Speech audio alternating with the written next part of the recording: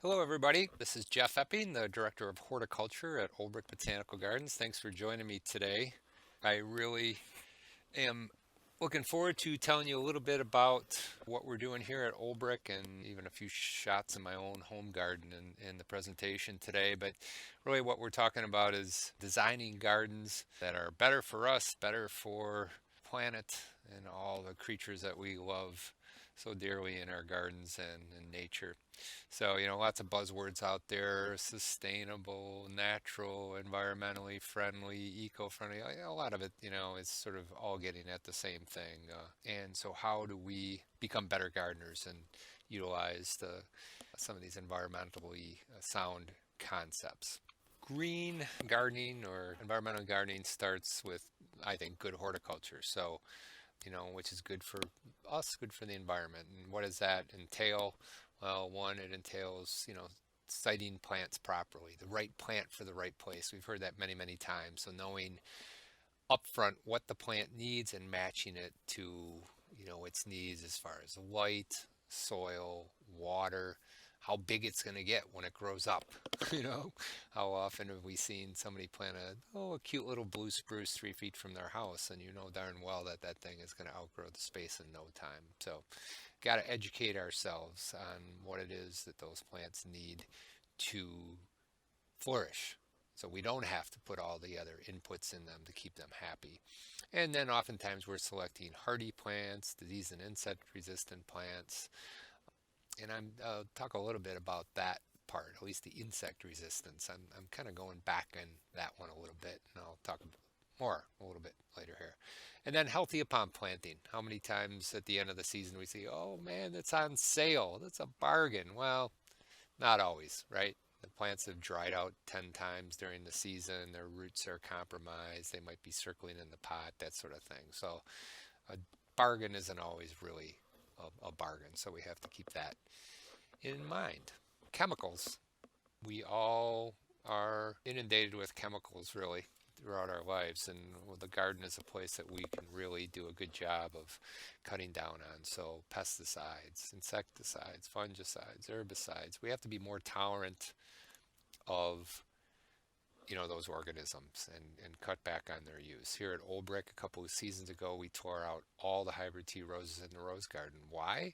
Because those plants would not grow without constant chemical inputs. And we tried every organic method that was out there, and it really wasn't effective in our situation. So we made the conscious decision to take them out because we did not want to expose not only our visitors to the chemical residues and all those things, but my staff, the horticulture staff, who has to apply those on a regular basis. I just don't think it's fair to them, and I don't think it's the right way to garden. So we're using other more tolerant roses, but that group is gone. Fertilizers, we're using compost teas on all of our turf here, something that we can do at home, and again, be more tolerant and do better with lawns. We'll talk about that.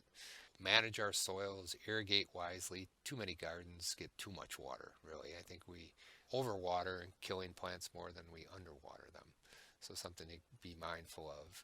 Organic mulches, we recycle leaves that are picked off the streets of Madison, shred those, use those back in the garden. At home, I do the same thing. I have a mulching mower and I just mow everything down, sometimes in place right in the beds, or I make piles and mow them over, and then use that same material for mulch in my garden.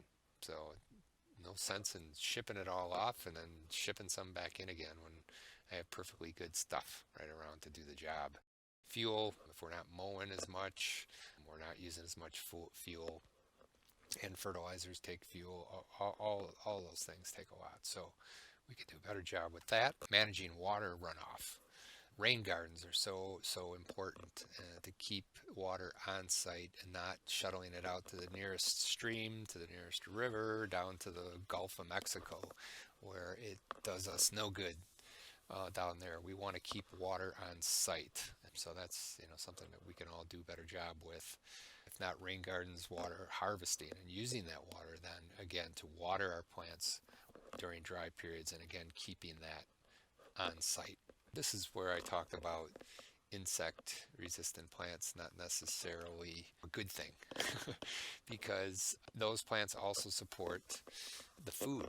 You know, those insects, those caterpillars, those spiders, those whatever is the food for birds and other insects, which feed birds and other mammals and those sorts of things. And there's a guy by the name of Doug Tallamy. He's an entomologist out on the East Coast, and written a couple books now, but the one that is really a must read for every gardener is Bringing Nature Home. And he talks about how our gardens are so important in supporting the insects and the wildlife. And so he's studied literally how many caterpillars a particular species of plant will support. So looking at the list here, you know, we have up in the hundreds down to just the single digits, depending upon. And he's also done this with trees and found out that like the oak trees support over 500 species of caterpillars, where a ginkgo supports like three.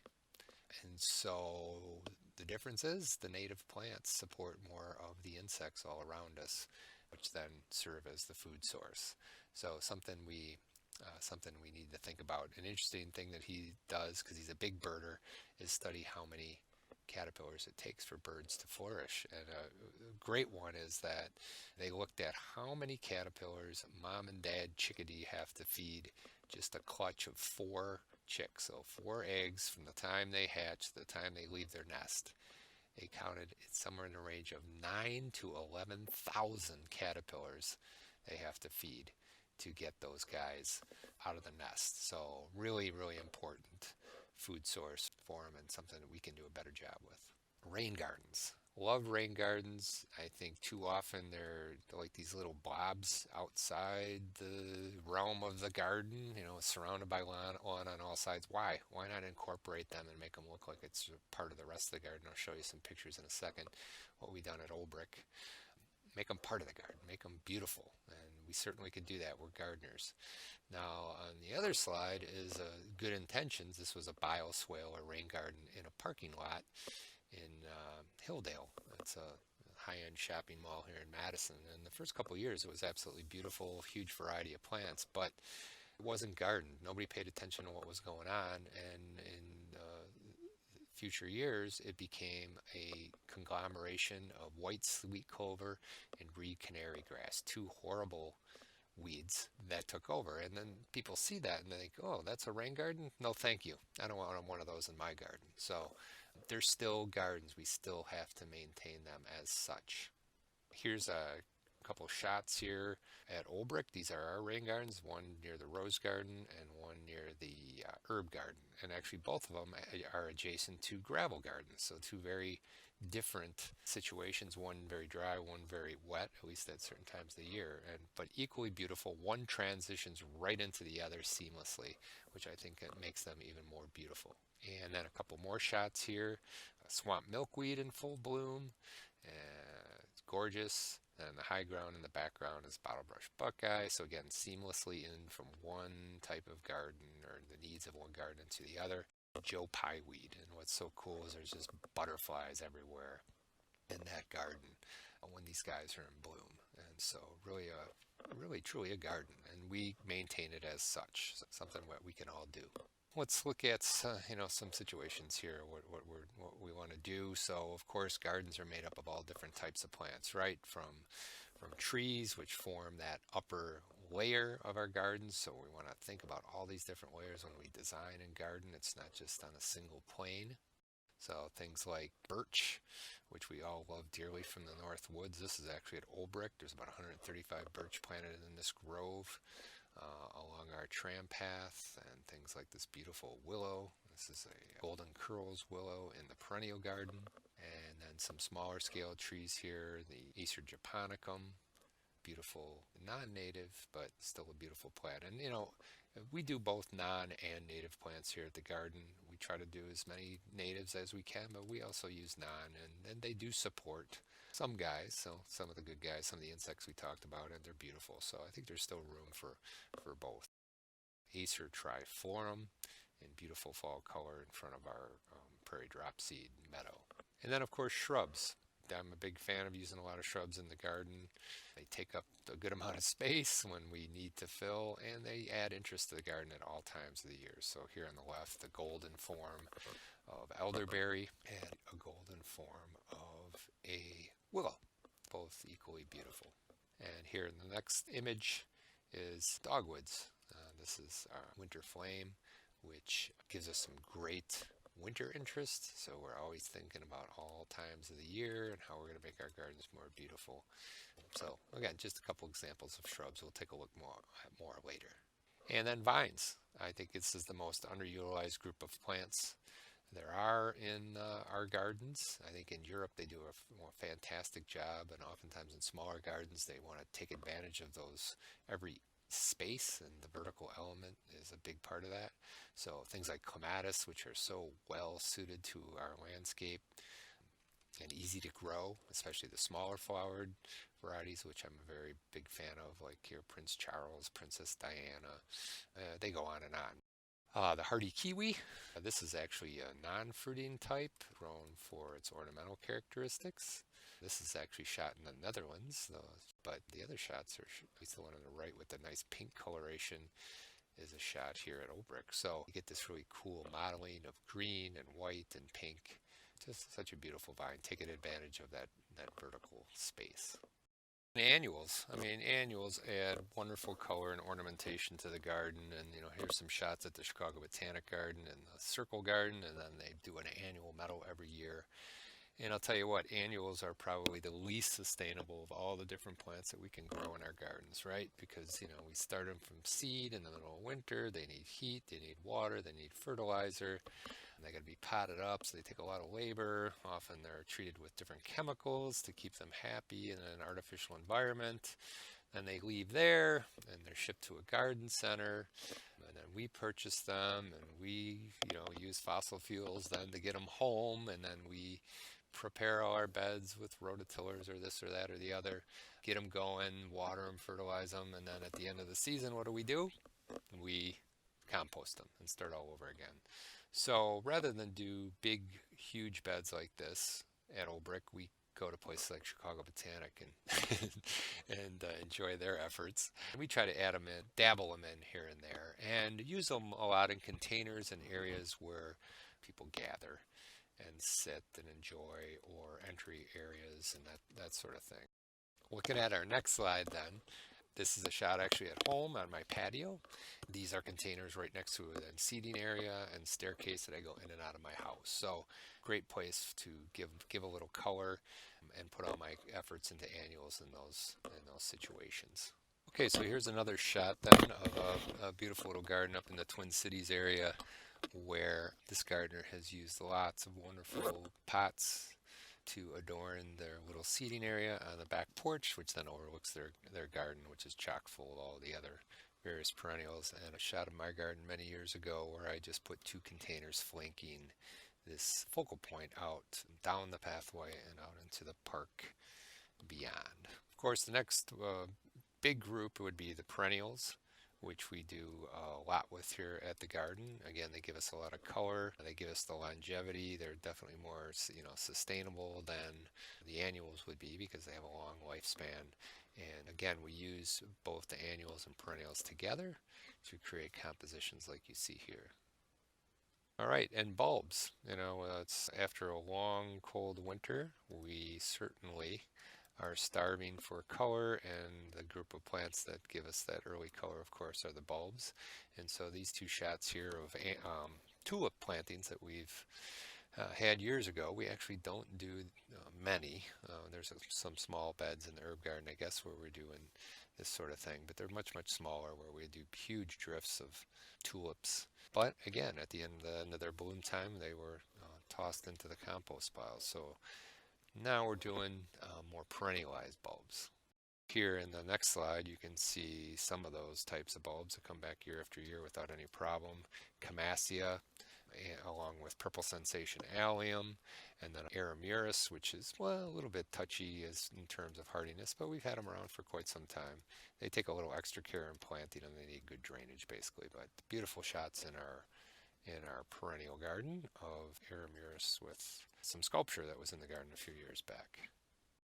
All right, so really again, it's about combinations. So we have some nice little shots of that again in the perennial garden, our sunken garden at Old Brick, and then in the Minneapolis garden that I showed you earlier. So combining all these things, and that's really what we're after.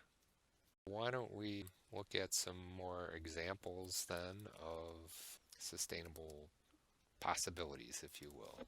Here at Old Brick is the entryway actually into our rose garden where we do big drifts of different perennials. You can see Salvia wessoui in here and Allium forestgate, and so this is sort of the first wave of color, and there's little green patches here and there, but because we're using perennials we want to spread out the color through the season, so this is a good way to do that. In the next shot here, I love how the alliums sort of just float over those perennials. Again, Salvia wessoui and forestgate chives, which is a sterile cultivar of chives, which is important. If you've ever grown chives, you know that they can become a seeding kind of weedy nightmare. So this sterile form don't have that problem. And then all the green plants in between often are, again, other perennials that will bloom later, or ornamental grasses, or there's even some shrubs in there, which will become more evident during the fall and dormant season. Another shot of that, and then transitioning it into fall, where we can see some big, beautiful flowered butterfly bush, which I have a feeling won't be coming out of the ground after this nasty minus 28-degree winter, but then we usually get about 3-4 years out of them anyway. And then looking at the next slide here, now we're definitely getting into fall, and those ornamental grasses, the Molinias and Spirabolus, berry dropseed, which kind of just blended in with the woodwork earlier, now are putting on the show, right? They have some nice presence and then some fall color, and that will take us then into the rest of the fall and winter. Again, here's prairie dropseed. This is a cultivar called Terra, which is an upright form. Absolutely beautiful in a dewy morning here on the right hand slide. So now we're definitely getting into later in the fall there. And this shot is in the winter, obviously. Not that any of us need to see more winter shots, of course, but it is important. And when I design gardens, I always think about the dormant season and how that garden will look good from, say, the first snowfall until the first bulbs start popping out of the ground in the spring, which is a pretty long season for us, so one that we want to design for and enjoy. We do get a lot of people walking through the garden actually all winter long. So again, here you see those various perennials with their seed heads on. We don't cut any of our perennials back in the fall. We want the winter interest, and the other thing that they do is they offer overwintering homes for all those insects that we want to preserve in our garden. So that's the other important thing we need to think about. Another example down here in our perennial garden, just a little combination, if you will, of grasses. This is Hameln pennisetum, along with some beautiful miscanthus in the background, which we're actually kind of phasing out for more native grasses now, but we still have quite a number of them, and they are beautiful, along with red twig dogwood and a little annual called an annual milkweed, Asclepias curasavica, and it actually does provide food for monarch caterpillars and nectar for the adults, along with our native perennial milkweed. So an added bonus to that plant. And then on this slide you can see the combination of Physocarpus, which is version of our native 9-bark. This one's called Summer Wine, and then dappled in with this beautiful black-eyed Susan called Henry Eilers. And back in the day I would worry about all these perennials kind of flopping over in this and that, and we would stake them up, and it's like, what are we doing? That's why it looks more beautiful when they're actually just intertwined, and it's a heck of a lot easier as a gardener just to let the plants do what they will. And I really do like the tapestry. This is a shot at the Chicago Art Institute, And this gentleman by the name of Roy Dibblick is a good friend of mine and has worked quite extensively with perennial gardens in the Chicago area, Wisconsin. He's working on gardens out on the East Coast. And the garden that he worked a lot with was the Lurie Gardens at Millennium Park. And the main designer for that garden was Piet Oudolf. He's a Dutch designer who's doing wonderful projects all over the globe now. If you're familiar with the High Line in New York City, he designed that garden as well, and currently working on a new garden in Detroit. And Roy again is helping out with that. So anyway, when he worked with on the Lurie Gardens, he asked like who would be an expert on perennials in this area, because he travels all over the globe. He can't know every single plant and how it grows in all these different climates. And so Roy was the local guy who could give him that insight. And Roy is one of the three partners at Northwind Perennial Farms. And he grew a lot of the plants for the project as well. If you haven't been to the garden, the perennial garden or perennial farm, it could be a botanic garden in its own right. It's beautiful display gardens throughout, and then of course a great nursery. And Roy also wrote the no maintenance approach to gardening, and no, KNOW. So know your plants, know again where they like to grow, that right plant for the right place term that we used earlier. Roy does a great job of explaining what plants need and how to arrange them. So if you're not familiar with it, check that out. It's well worth the money. So here are some shots then of the garden at the Art Institute. And prior to this, they had a design firm from New York City, actually. And what they had in the space were those ginkgos that you see in two lines, and everything in between was mown grass. And it was just a series of different mounds and berms, and not all that exciting. And it needed a ton of water to keep it happy, and the maintenance was a nightmare. So they saw what was going on across the street at Lurie Gardens, and they said, that's what we want. And they asked around who had done that, and everybody said Piet Oudolf, and they looked into getting him, but it wasn't really feasible economically and such. So Roy ended up doing it and did a fantastic job. So you can see a lot of wonderful perennials that come in and out, yarrows and geraniums and lobelias and salvias and blue paradise phlox in the background. Just great combinations. And a little bit later in the season here with giant blue lobelia. And again, you're starting now to see more of the grasses and just very simple plants. Salvia with a white geranium album. So again, simple, but these repeated drifts really make it a beautiful scene. And so much more interesting than if it were still in turf. And think of all the ecological benefits that it offers to all of the various insects and such. Okay, and then a shot in the fall.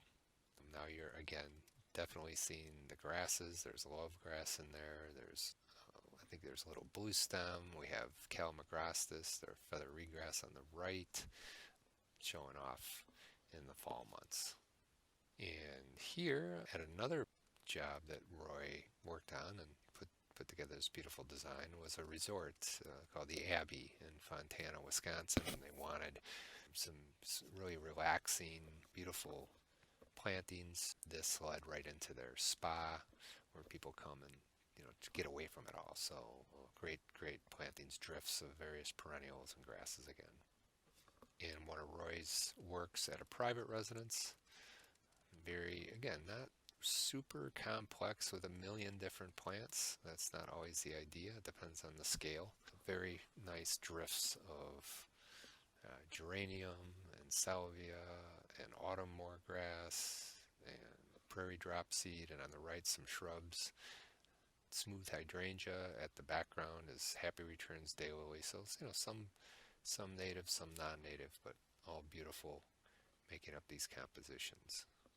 And at this place here in Madison, this is actually my home. This was a few years back, and I've always gardened in that same sort of manner where I don't want to see any bare soil anywhere. I want plants tight together. It makes them easier to maintain that way, more competition to keep the weeds out, and more variety and interest, I think. So just some shots through the seasons here. This is closer to spring. You can see on the right a pagoda dogwood that I planted years ago. Really doing well with a nice eastern exposure there. So again, thinking about all the different planes in the garden and filling those up with plantings. Here a close-up of another dogwood. So this is a non-native one. This one's called Aurora, or I'm sorry, Constellation. Off to the side, again with perennial plantings beneath. I also have boxwood sort of planted throughout these areas to give me winter interest, which you may see a little bit. There's a nice close-up of the flower. This guy is, kind of borderline hardiness for us. I'll be interested to see if it blooms this year after this brutal winter we've had, but who knows? We'll see. Sort of the entry area to the front door here. One of my favorite plants, Calamintha nepeta, subspecies nepeta. Now this is a non-native, but honeybees are always covering this plant. What a way it's moving with the bees that are out and about collecting its nectar. And it's a super drought tolerant perennial that flourishes in full sun. So good drainage, full sun. And then you just see all the other plants mixed in. So Amsonia blue ice, and again, ornamental grasses and such around it. So you don't see a lot of open space in my garden. Here in the back part, or the backyard, also thinking about, winter interests. So the dogwood back there, along with white-spire birches and some conifers. That's gold mop Chamaecyparis there on the right. So again, thinking about all times of the year. And again, this is a residential landscape. It's just a small city lot. I can pack it in pretty good. And of course, who doesn't like to add some edible elements into the landscape? This is the side of my house that faces south. This bed is not even 12 inches wide. Because it faces south, it's of course the hottest exposure, and I want to cool it down. I want to get some energy conservation. So rather than plant vines, I decided to dual purpose, get the shade and get some fruit. So these are Honeycrisp apples that I planted a few years back and have trained over the years. And then on the back side of my garage, I did the same thing but with pears. A couple good disease-resistant pears that I don't spray. And I don't spray anything in my garden, whether it be those apples or pears or whatever. If it can't look good on its own, then I rip it out and put something else in that will. This is a garden in the Madison area that was on our home garden tour a few years back. This was a garden that Steve Lesh, a local designer in Madison, worked on for a client.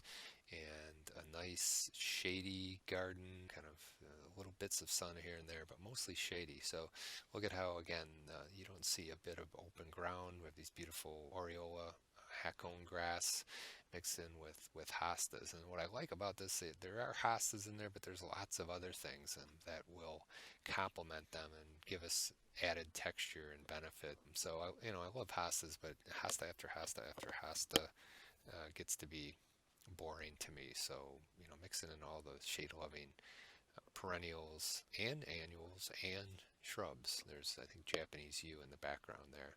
So absolutely beautiful.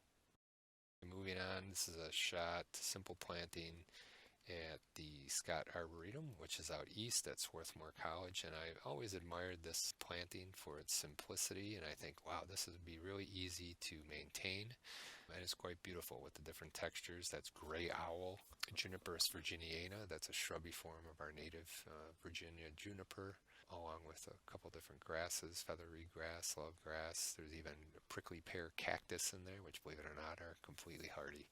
So again, just some ideas that even, the more perennials we use, the more the maintenance, goes up. So using woodies in plantings like this and selecting perennials that are a little less, maintenance, need less maintenance overall is the way to go. Like maintaining a lot of dividing and that sort of thing. I want to talk about the Great American Lawn, or is it? It's probably the most energy consumptive thing, plant system we have of everything. There's over 20 million acres planted in residential lawn, which is more than wheat, soybeans, and corn combined in the United States. So we all think, oh, it's just a little patch I have, but when you add them all together, it adds up to a huge amount of space, which we water incessantly to keep green. 30 to 60% of all fresh water is thrown on lawns. And then the scariest part is that 67 million pounds of synthetic pesticides every single year. For what? For something to look at. So there's a better way. We have to do better for everybody, not only for ourselves but for the environment. So what are some options? Okay, this is some beautiful meadows at Great Dixter, which is an English garden. Christopher Lloyd was the head gardener here for many years. Since his passing, the new gardener, his name is Fergus Garrett, has sort of carried on his design philosophy. And so here on the right side, you see in the upper right corner how that was maintained many years ago. Perfectly clipped lawn, edged and, fussed with. Christopher Lloyd just said, enough, I'm done, I'm sick of all that maintenance, and decided to go with the grassy meadow. And these are plants that would actually be native to the grasslands in England. So when you look close here, you can see some familiar plants.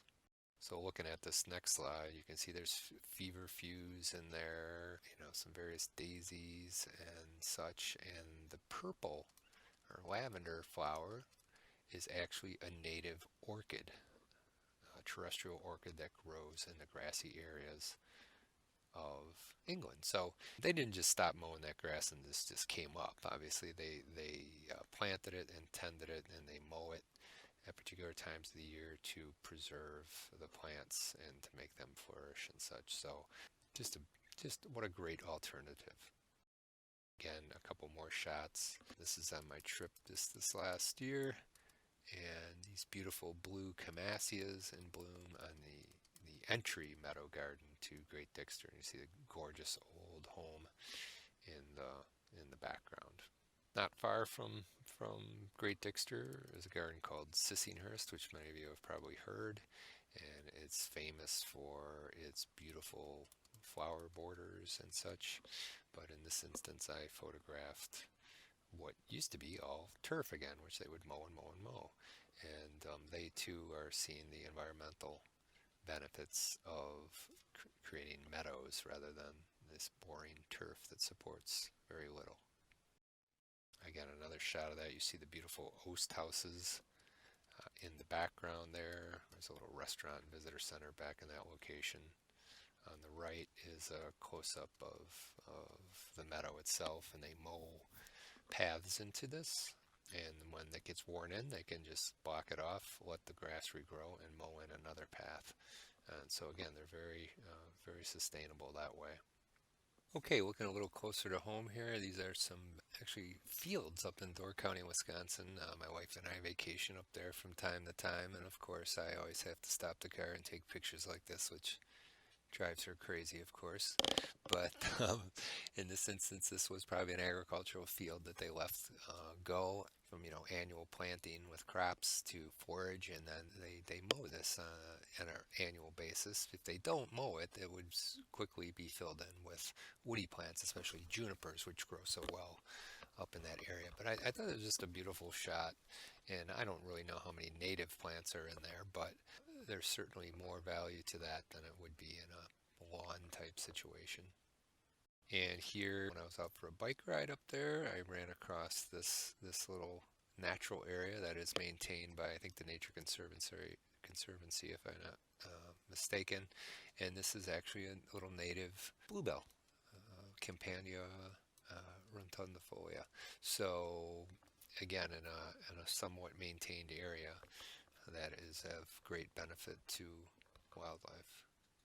Here in on that same bike ride, again, you see the native juniper, Juniperus communis, which grows up in that very sandy soil, and some of the grasses, and this beautiful tick seed or Coreopsis lanceolata, the plant that we actually use in our gravel gardens here at Old Brick as well.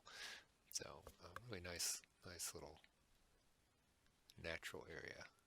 And in a more controlled state, this is the cottage that we would stay at, a good friend of ours. And when she bought this place, she didn't want to be mowing it constantly like the previous owner did, that whole huge field. And she thought it would be a good idea to just let it go into a more natural state and just mow paths in. So you see the nice little fire pit out there in the middle, and then at the fire pit looking back at the cabin, you get an idea of just the nice rustic nature of that. Who wants to go up to a cabin every weekend and do work, right? And here a shot then down in the meadow, and you see that bold foliage leaf in there, and of course that is common milkweed, which is so important to maintaining the monarch, right? And then just another nice shot of that area. Here at Olbrick, this was an area that was all in Kentucky bluegrass turf prior to what you see in that shot there. And after my first trip to England and falling in love with a couple meadows there, I decided this was what we needed to do. So we put in that nice flagstone walkway because we get a lot of visitors here, and if we just maintain it in turf, I think it would become mud in a hurry. So we did do that, but rather than brick, we used the nice natural-looking flagstone, and then we eliminated the turf in that area with a Roundup. We did that in the fall, and then we let it decompose all winter, and then the next season we overseeded the area with a mixture of fine fescues. And the two that are most important really are chewings and hard fescue, but in that mix was also creeping red and blue and sheeps, and there's some commercial mixes there on the right that are available that you could use to do this sort of thing at home too. And the beauty of it is once it's established, we don't water it. In fact, it's better if we don't, because these fescues don't like fertilizer. They do well without water, whereas bluegrass loves the high fertility and water, and they will quickly kind of move back in and take over the meadow if we give them that. So it's better off on their own. And in fact, in droughty years, the fescues really choke out all of the annual bluegrass that might move in and such. And in a drought year, this is green throughout the season, whereas if we don't water those few areas of bluegrass we still have left, they will turn brown and go dormant. So they really do offer a great alternative for us. And of course the beautiful bulbs that you see in this shot. So first season we took to just get a strong grass in there, grass presence. And of course we did water it a fair amount the first year to get it up and running, because you have to do that in the beginning. And then that fall we chalked in about 18,000 minor bulbs like you see here, species tulips and daffodils and all sorts of wonderful jewel-like small minor bulbs, not any big giant ones. And then over the next probably 5 years, we put in 2,000 to 3,000 more bulbs each season. So that's why you get this nice tapestry that you see here. And again, a close-up of that with, again, some of those species tulips. This one's called Lady Jane, which actually gets better and better every year, where, the big hybrid tulips, if we get a year or two out of them, we're lucky. Where these actually just flourish and get bigger. The clumps get larger every season. Some of them spread by seed, so that's kind of what we're after, is something that will maintain itself.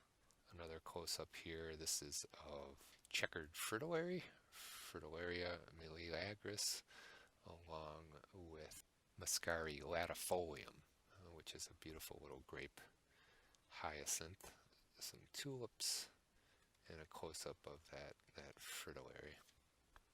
So after those bulbs yellow, so we're usually around early to mid-June, we mow. We only mow twice. We mow after the bulbs mature, and then we mow again real short in the fall so that when the bulbs come up in the spring, we can see them. If we don't mow it in the fall, we can't get in there early enough for those first bulbs, like snowdrops. We just can't get in if we'd have to mow the bulbs along with the grass. So we do that in the fall. This is a shot on the left in the fall with some leaves on the ground, and then, of course, a winter shot on the right. Okay, we've done this in other areas of the garden. This is what we call the Serenity Garden meadow. This is sort of the foregarden before you take the bridge over to the Thai garden. So this is a much bigger space. We use bigger bulbs in this situation, but again, all those that flourish on their own and don't have to be replanted, they just get better and better. You can see them here early in the year, as those daffodils are just coming up. And the tree, there's 35 beautiful cherry trees planted in this garden as well. And then you have that nice ground plane of the bulbs. And then, once those are done, then again, we will mow. But then the turf regrows, and this is more of what the turf looks like in the summer and going into fall. So you can see the grass, the close-up, it's kind of looks like grass with a bad hair day, which I think looks really cool, and sort of an emerald waviness to it over the whole area. And again, we mow it twice a season. We will spot spray occasionally if we have an issue with any weeds in there, but it's pretty minimal, certainly way more minimally sprayed than it would be if it were a bluegrass turf.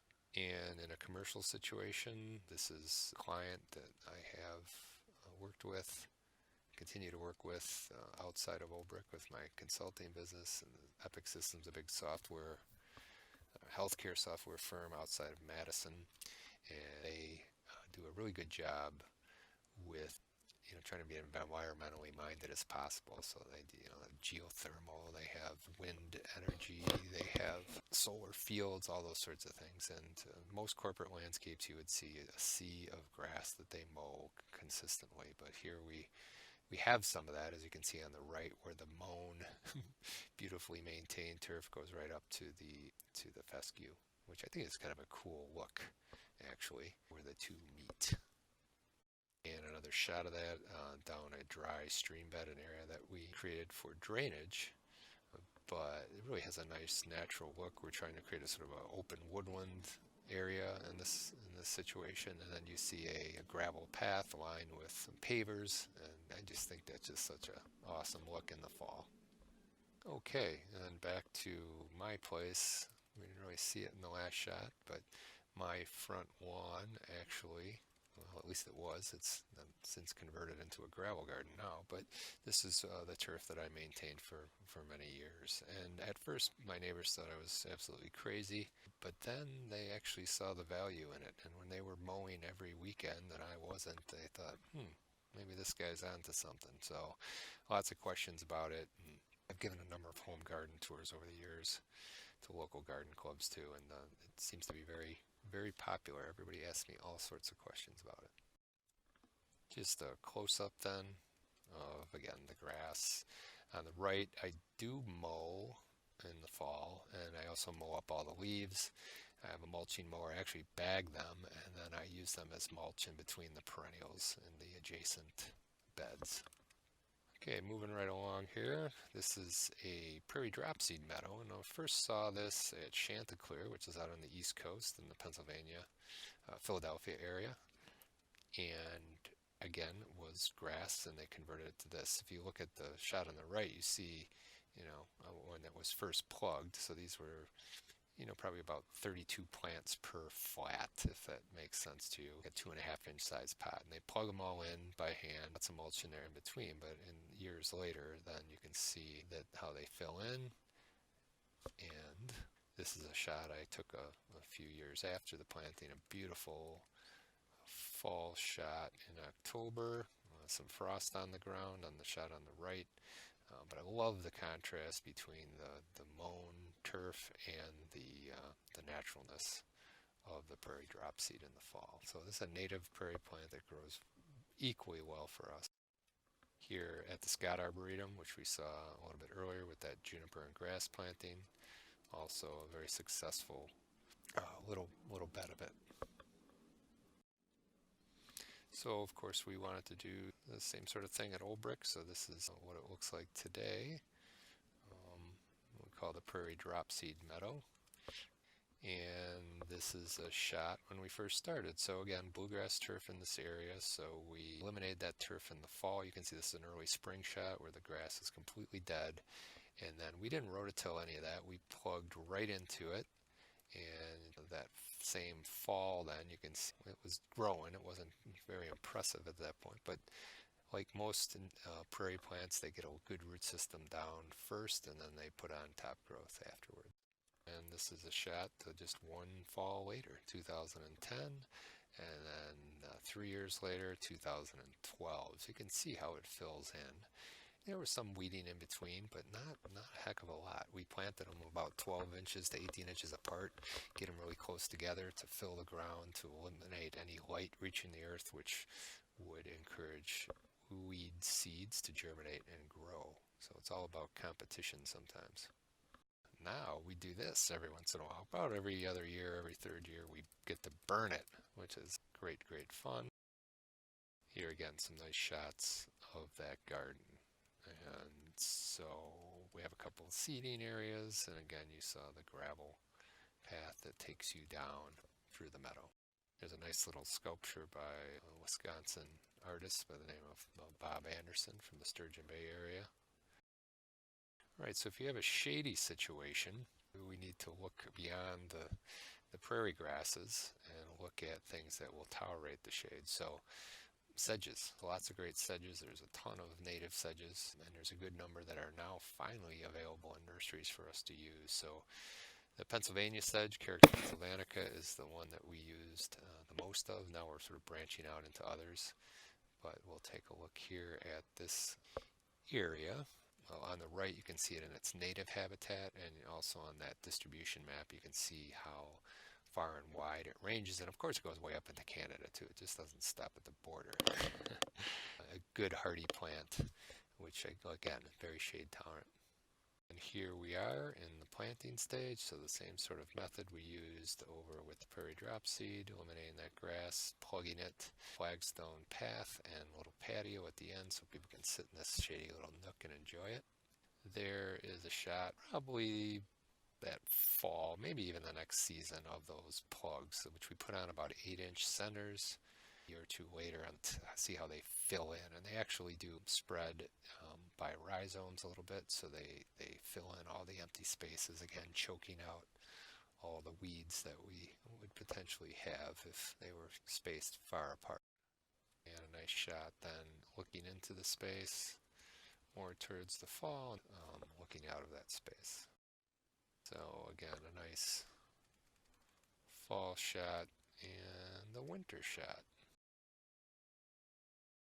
So after we did that sedge plant, we decided that maybe we would mix up the species a little more. They were becoming more available. So here we used Carex radiata, Carex rosea, and Carex pennsylvanica, and it doesn't have quite as a uniform a look, but I think it's nice, and I like to think that if we had an issue, either disease or something with one, maybe the others would kind of hold up the show, so we wouldn't have a complete failure.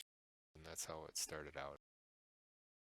And another shot, then again, all we do with these is mow them in the spring. So we just mow these once, and then they're good to go. And we just keep the clippings right in place. We don't take them away.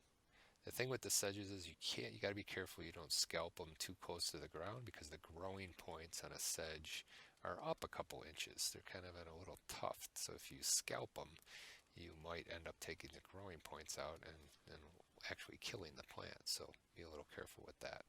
This is actually an early spring shot on the left, and then a fall shot. You can see that they're somewhat semi-evergreen, which is a nice thing about the sedges, that they're not completely brown. And another little planting at Old Brick. This is just a shady little pathway that leads out of the perennial garden, and we use Carex pennsylvanica mixed in with a hosta called Crossa Regal, and the native Aster divaricata, which is a beautiful white flower. Here again, that nice frothy flower in the fall, which is really a nice added bonus along with the green blue of the hosta and sedges. This is a slide that Roy Dibble gave me, planting. This is on the other side of that beautiful planting we saw earlier at the Art Institute. And this is Carex bromoides. So again, you see some of the usual suspects in there, some ferns, there's some hosta. And then wherever there would be an open space, Roy plugged in the sedge. So it's literally a living mulch. And you can see that again here, how nicely that just ties in and all the other hostas and such and knits them together. And typically you might see that same planting, but all the green of the sedge would be mulch, and that doesn't really offer much beauty or benefit to wildlife.